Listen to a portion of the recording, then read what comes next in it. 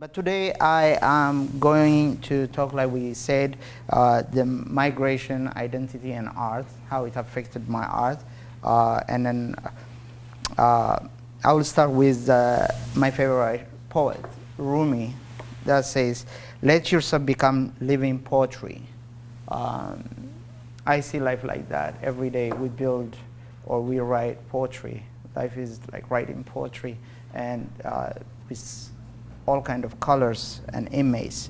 So, so I divide this talk. What is that? The slideshow. Okay, play that. Okay. So migration, and I will start with the migration. Then, I'll start with migration, then identity, then how that identity impacted my art. And migration is just these three things are very deep, and it takes a whole semester for each of them to understand, because it's a big issue. It's not a simple thing we can say migration is this and identity is this and art is this. So I'm gonna shrink it to my experience and talk about the Horn of Africa on that aspect. So my life is like, I consider home like 4 places, like Ethiopia, Eritrea, Kenya, and US now here. So I was born in Addis, Ethiopia, from Eritrean family, then went to Kenya during the really difficult time, then back to Eritrea after independence. Then honestly, I came here as an artist in residence program through Europe. I was in Europe and go back and forth, and I came here. And when I came here in '98, I arrived here in March, planning to go back and build the art center in Eritrea. So that was my vision. But it was I got here in March, then the war broke out in May. Then who want to go back to a place where there's war? So I really appreciate peace, and I waited, maybe the war will end soon, but it didn't look really good. So I just decided to stay here. So that's why I consider in these 4 places I've lived, and I have consumed culture and identity, and doing my art in 4 places. One common thing is doing my art. So coming here from these places, faced with different culture and norm and understanding, and that was instant. When we talk about immigration or migration, is a very long, old kind of human practice. People move all the time for different reasons. Some voluntarily, some just forced, some just looking for a better life. So some for safety. So everybody has different. So when you come here, you have different way of handling also the new place. So it's like the cultural shock and learning new things, new language, new life is always it's hard for any person that migrate, and it takes time to adapt, and it's like going to school, back to school again, and earn degrees after degrees, because you're learning a whole new things. And everybody knows that. You understand, even if you move from south to north, this still is a challenge. So being here, I have to say this, I'm very thankful and grateful for all this opportunity and for being here. Even though my plan was to go back, then unfortunately because of the war, I decided here, and I have been ever since happy. I have now a family, I have 2 kids I'm raising, one of them is here helping me, and I have produced several art, hundreds of art. So over the course of my life, I have produced over 250 paintings, and most of them are all over the world. So, and then a lot of public art. So that brings me to identity. And talking about identity, what is identity? Identity is a complex issue. Like there's no a simple way or one way to say this is my identity, and then it's very, very complex. And we can talk the whole day and the whole, especially with the technology coming and all these other apps and stuff like that. how do we deal with identity, and it's totally so much issues. So, but I'll focus on what I call identity for myself. And I am dealing with two kinds of identity. One is cultural identity, I call, and the other one is personal identity. And what do I mean by that? According to Google, I just go quickly to Google and Google what cultural identity means, and man's best friend. My daughter says man's best friend to Google. She's like, that's the best thing. So in Wikipedia, I just saw, and I just want to read it, it just expresses good into the cultural identity is the identity feeling of belonging to a group or a person, self-conception or self-perception that relate to nationality, ethnicity, religion, food, music, social group that has its own distinct culture. And we have that identity that we bring cultural identity, and also that's the personal identity. So the cultural identity, as I say, I came from a place where there was so much history, thousands of years of history, culture, food. So the first time I left the country, it was Kenya. But it was a very similar thing. It's still cultural shock, but for me, it wasn't that big, and it was close from Ethiopia too. So it was, I was dealing with it. I was very young, but I was dealing with it like, hey, I'm just going to visit neighbor kind of situation, even though I couldn't go back to Ethiopia or Eritrea at the time. So it was hard, but still, so that culture follows me, and it was strong.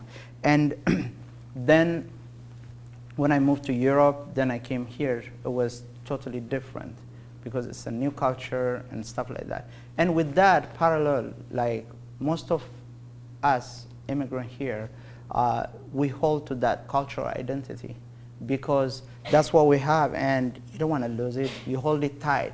You want to freeze it on time and just don't want to leave it there. So whether it's the food, the way we make, or I see sometimes in weddings and other things. When I go to Eritrea, I don't see the same thing. Like they moved on, or Ethiopia.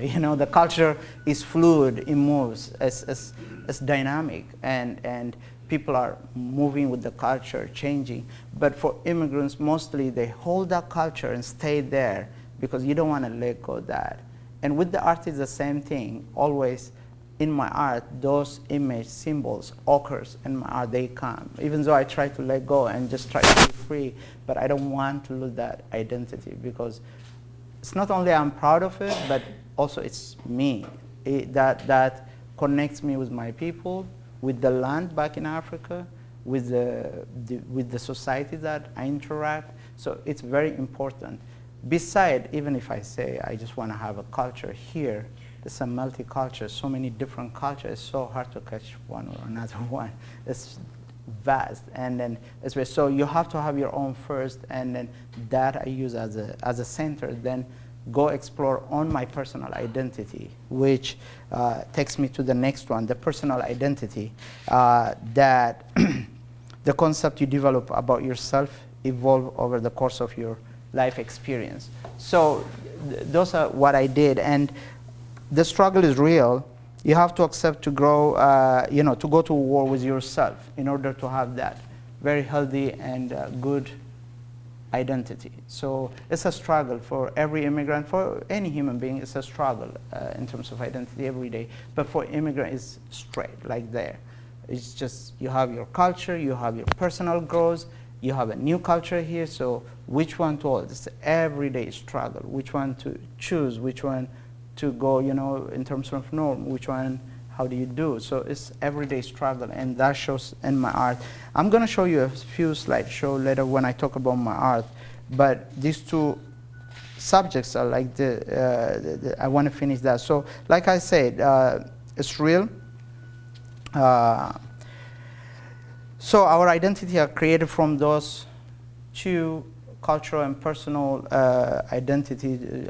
Our identity created through our stories and how we want to be seen and heard. And that brings me to my art. So my art, I do visual art, and I do two kind of art. One is a studio art, which is I do in my studio, painting.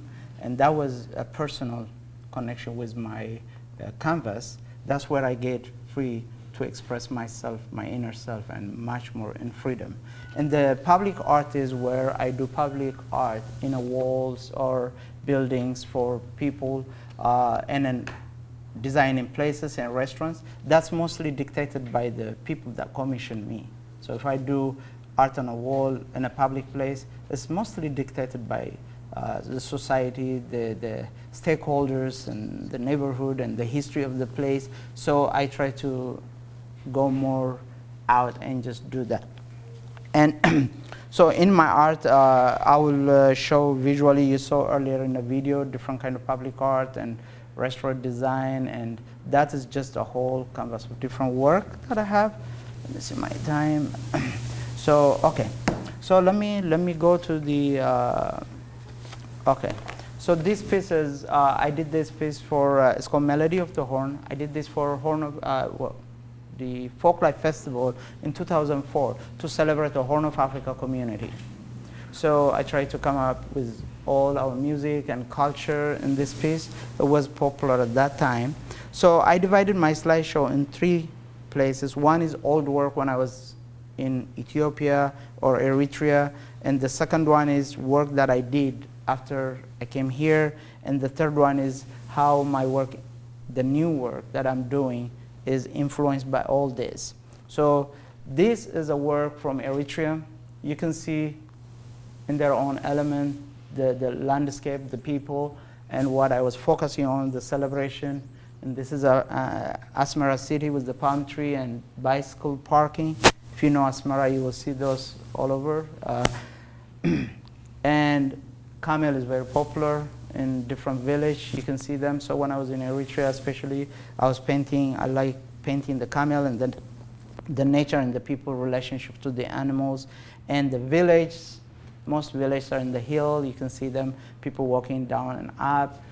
It's a beautiful place, ancient place. You see the place, you can see it's old, it smells old, it looks old, and it has a lot of story to tell, and it is a very rich story.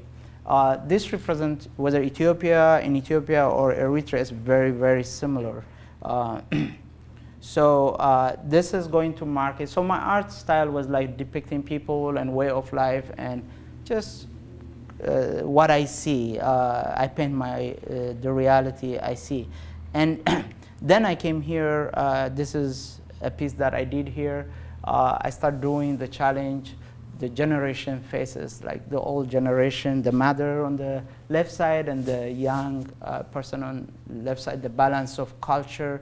And you can see she's covered, and the other one is open her hair halfway. So it's just the challenge and the conversation between 2 generations, and I call it transition. And this painting refers to waiting. It's titled Waiting. So the lady is waiting there, and people are moving here. Most of us left the land, came here, and most of us have people that we left. And both sides, on this side, people always want to go back. On the other side, people are waiting for these people to come. So I see that complex. It's always a question, is that the right thing? Why do we do this? So it creates question, but people are waiting, and we here, people are always dreaming going back, and then one day. Then, this one is the same thing. So this shows you like how my art changed into expressing that struggle. I don't have answer. Most of the time I don't have answer. I have more question. So I'm comfortable with that, asking that question or expressing that. So you can see here the movement of people towards that hair, darker, to the unknown place, from the known to unknown place. And this piece is called Moment. And a person is sitting on a different kind of words and culture and symbols, and on the bottom, that is for me the cultural identity that holds me together, pull me like grounded, keep me strong, but also holds me to get up and fly. So it's just always a struggle, and then sitting there and thinking. So the person is contemplating and that. So that's just my expression of I don't know the answer again, but it is the struggle that I painted. And here it is, the alphabet, G is, I use a lot of G's most of the time on my art, because G is represent for me thousands of years of civilization in terms of language, writing. Maybe Hamza can talk about it a lot, but for me it's just the writing, the Amharic alphabet is very important, and I put it in my art, I include it in my art. This is a very popular painting around people here. It's Endless Prayer. That's again expressing the same. And this is Left Behind and Cross the Sea. This is also shows the challenge of people trying to get where I am now, to the safety from problems. So I hear this always, people die here, people die there in the sea, trying to cross to the safety. And sometimes as an artist, I go like, why do we do this, and how do I express, how do I capture this story? So this is what I did, and I have a whole series of it. This one is the first time I moved here. I lived in an apartment, so I call it Apartment Life in Seattle. You can see all the faces. I was always shocked about culture shock. It's like I come from a communal society where people just say hi for nothing, for no reason, and talk to you and tell you stories. So when I moved here, how so hard, it was hard to say hi to your neighbor, it's so scary. But nevertheless, of course, if it takes time, you start to say hi, but some people still keep their individual space and individual. So it was very hard for me to adapt to that and understand what individual means, like, or boundary, the individual boundary, and just let go the other person without. So it was, so again, I'm not saying this is bad or good. I'm just, as an artist, I'm expressing that struggle. So I call it apartment number, in Seattle, number 1 and number 2. This piece, I have 3 pieces left. This piece is called So Far So Near. So it expresses it's an expression of a painting where after you come here several months or several years, you start to blur the memory. The people that you left, the culture or things that you know, they start to become a distant memory. And it's very hard, but it's a reality. Years takes by and those people blurred. And you can see it on the painting, you see images, but that can be a person, me or someone here. So that was a very emotional struggle, to live and to forget and focus on where you are and start to live your life. That's what I was expressing. And this is called Uzuli, a goddess of love from Asia. So this shows also me going into other culture and interacting with other culture and trying to depict other culture. This next part is the new work I'm doing, and you can see Northwest clearly here, the trees, and I love camping, I love nature, and my art is becoming more and more Northwest stuff, even though I still do the East African motif. So it's been 20 years now since I came here to Seattle. So left Eritrea, Ethiopia 30 years ago. So this is that's coming now, more and more work of nature and people interacting with natures. So you can see the people are more lined and a little bit blurred. And so this is recently I did this work that brings both the older style and the new one. And it's called The Circle of Community. And this is a piece in, yes, Bumbuna, using the culture element. Doing this. This is Cafe a Bowl. And this is a piece that I did recently to honor the community around Yasler.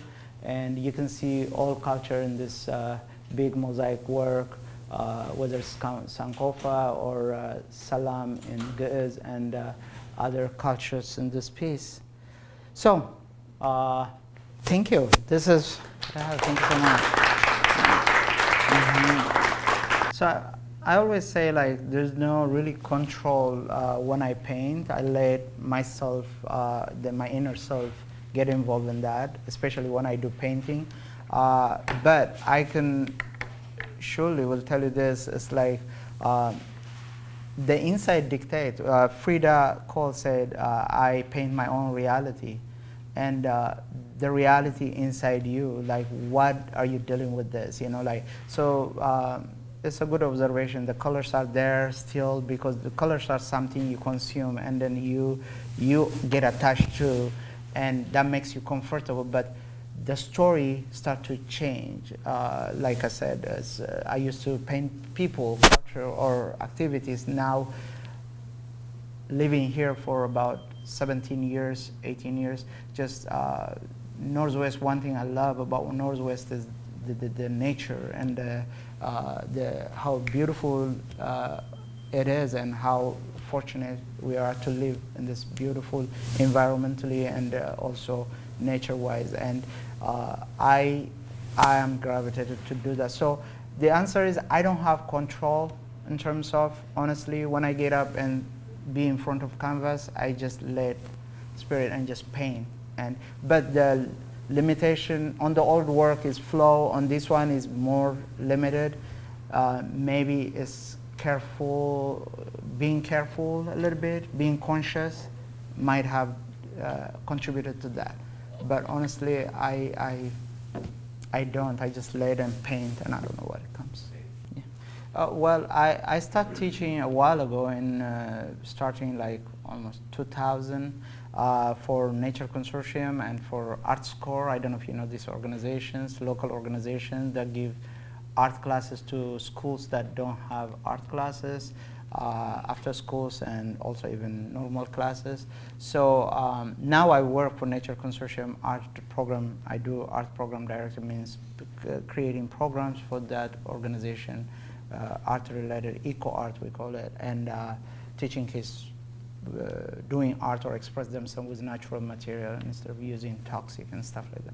So, but when I did teaching artists, I was going to schools that don't have or art classes. So I enjoyed it. I learned a lot from the kids, and I enjoyed working with kids and with young people, because they always fascinated and teach me. Honestly, I learn a lot, but I also teach them my skills and the process, and mostly I was focused on the process instead of the product.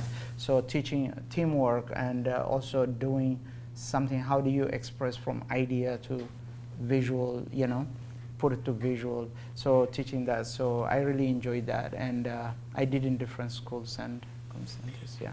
Well, I went to fine art school in Addis. That's very Western based kind of fine art, and I studied public art like mural, mosaic and stuff like that. So the things that where I come from in Ethiopia or Kenya is like wood curve or painting on goat skin or animal skin is very popular, and those are the traditional method of doing things. But in terms of painting, it's just a conventional, like regular European paint, oil or watercolor or things like that. So I curve here wood sometimes because it's time consuming and space. It's kind of hard to do the traditional work. Yeah. Can you imagine? It's like getting a goat skin here and then dry it outside on my apartment. The whole process will be, I don't know, I'll be on the news. No, but I don't know how you can do that, but that's what they do. They do from scratch the process. Nothing is wasted. The goat will be food, and the skin will be taken and stretched and made for bed, what do you call it, as a blanket, or also they stretch it and make art with it. So the whole process is there. I learned that, I know how to do that, but I haven't taught that, translate that here. An opportunity for you to do that. Oh, can't imagine. No. Yeah, it will be probably hard because people can wear a leather jacket but don't understand how the real process is. It will freak out people probably. I don't know if you have the skin and do it the real way. But like I said, I'm not a scholar, or I'm an artist, and it's very hard for me. Like, I speak from my heart what my experience is, but I don't really, like I said, I have more questions. I don't connect things like so scholarly, like studied, and so I don't know how it will be, but I never thought about it. But thank you for bringing. I will not think how it will be here if I did the goat skin or the wood curve. Yeah, we can do. You've seen the bunbuna. Yeah. There's a little bit of wood cut there and wood curve there, not the traditional like wood curve like the tourist stuff, but I do contemporary kind of wood cut. Yeah. Could you speak a little in any more detail about what mosaic art looked like in Addis as you were studying?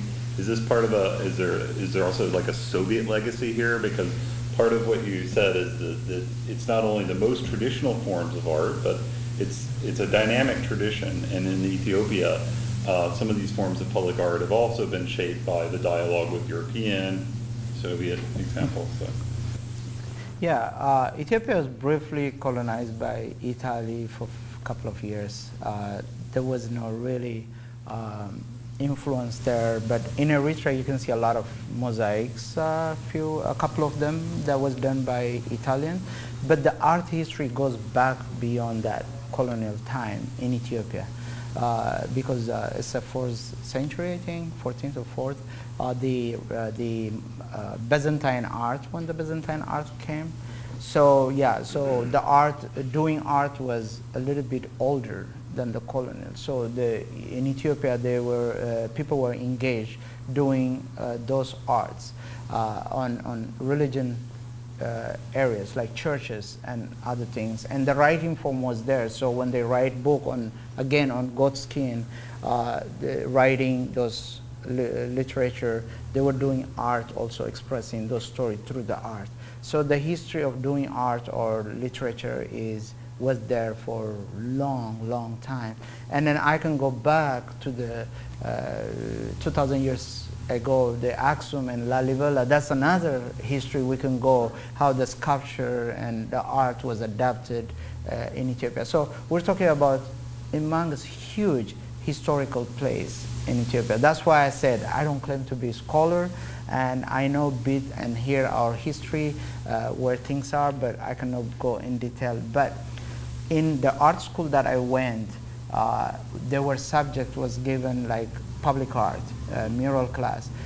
We had sgraffito, which is Italian, very Italian, and then sgraffito and mosaic, and also terracotta work, like different kind of public art work that was given in different subjects. So I chose to go with the mosaic because I was very attracted to different colors and shapes.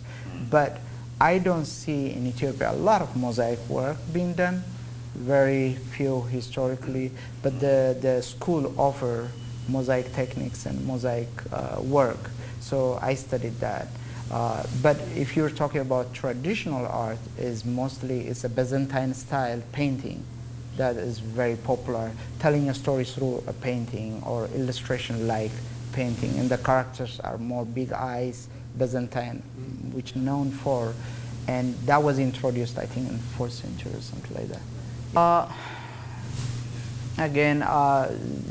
In Ethiopia, when I was in Ethiopia, was art, different form of art was celebrated, like writing. I guess I was very interested in art, so I think my circle, people love art, and so I thought there were a lot of, not support financially, but support like every kind of creative criticism, or there were different kind of plays or visual art and poetry, writing, all that. Here, I think it's great. The support has been here amazing because people relate to the works, people see themselves in the work. People I will tell you one thing, like someone told me, he said, "Oh, did you do that sculpture, the circus sculpture?" And I said, "Oh, at Yasla, yeah." He said, "I knew it, and it's you." And I said, "Oh, what did you see?" No, I swear to God, I just stopped my car, and I said, I felt like it's mine, it's like ours, because he saw Salah. So he recognized that, and immediately he felt like he's recognized, and he felt like valued in the city. He felt like his culture was there. That's how powerful it is for the people that see. And that's what we're doing. In every work I do, I insert my culture and my identity in it. That gives people hope and belonging and comfort. And that's very important. It's not only us, everybody does it, all right, in different culture, but representation matter. And when I do it, it's just that culture. And people from East Africa or Horn of Africa feel. So I think that's a great support. For me, it doesn't have to buy it or spend money to. But even though people are buying art and then buying prints and whatever they can to support, and I really appreciate the people being involved, especially the new generation is coming and really, really good support and understand. So I really appreciate that. But support comes in different forms, so that's one example. Thank you. Thank you.